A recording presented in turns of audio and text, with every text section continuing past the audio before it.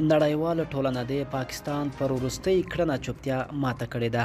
نړیواله ټولنه د پاکستان پر وروستۍ کړنه چوپتیا ماته کړې. په ملګرو ملتونو کې د افغانستان د دایمي استازولۍ مسؤل ویلي چې پر افغان خاوره د پاکستان بریدونه د هیواد پر اراضي تمامیت تیریږي او په دې برخه کې نړیوالو چوپتیا د غندلو ده.